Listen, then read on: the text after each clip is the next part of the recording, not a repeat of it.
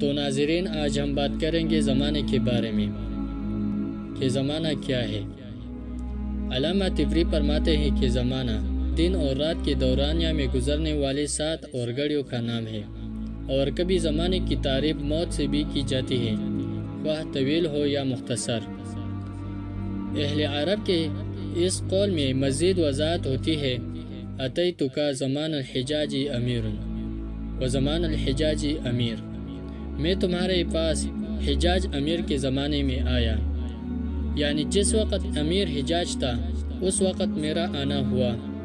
اسی طرح ایک اور قول ہے: اتیتک زمان العرامی، میں تمہارے پاس پھولوں کو توڑنے کے زمانے میں آیا۔ اس مقولے میں زمان العرام سے مراد وقت العرام ہے، یعنی پھولوں کو توڑے جانے کا وقت۔ خلاصہ یہ کہ